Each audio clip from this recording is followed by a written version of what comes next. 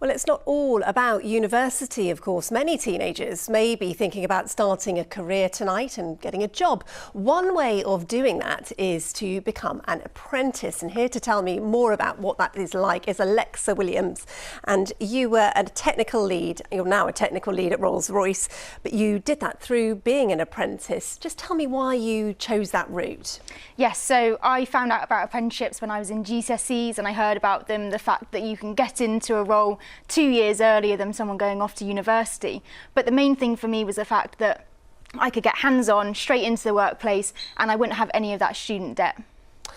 A lot of it is about money, but some people might be tempted to go to university because they say it teaches them life lessons or it has a better social life. What would you say to those critics, perhaps?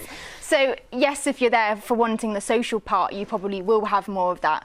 But actually, through the apprenticeship route, you have fellow apprentices in the local area. There's different committees and communities you can join. And let's just say my first and second year was not club free. You did have a social life. You'd like to get that straight.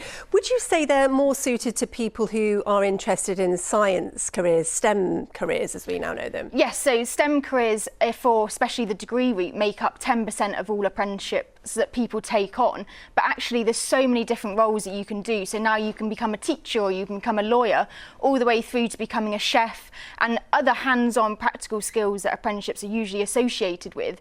But you can become a project manager, a business manager. You can go into any role you can think of pretty much now through an apprenticeship. And watching these celebrations at people opening their results, I guess it takes you back. What was it like for you when you got your exam results? Did you get much guidance on becoming an apprentice? So I was the first person from my sixth form to go and do a degree apprenticeship. So when I was there, they were very much about university. This is the route, apply through UCAS. And actually, because I wanted to do an apprenticeship, but they didn't know much about it, it was almost a learning curve for them because I was teaching them how to do the application process. So for me, it was the perfect route, and that's why I went down it. But it's not the easiest route, and it's definitely very competitive to get into an apprenticeship. And the process to do which is not through just a personal statement applying through UCAS. You quite often have to have assessment centres, online tests, and do a whole load of range of things to get into the position. And you now, of course, have your job at Rolls-Royce. Tell me about that. Are you enjoying it? What does it involve?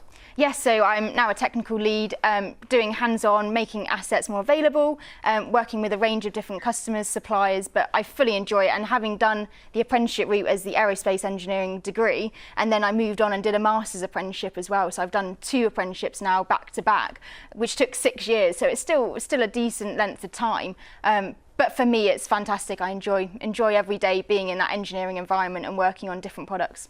And I'm imagining, without being too nosy, you don't have a great deal of debt to go with it at the end of it. You've been earning money along the way. Yes, so at Rolls-Royce, you're actually around £100,000 better off from doing the apprenticeship route because they pay for your degree, they pay you a salary, and you get a whole load of other benefits through going through the business and work route of an apprenticeship.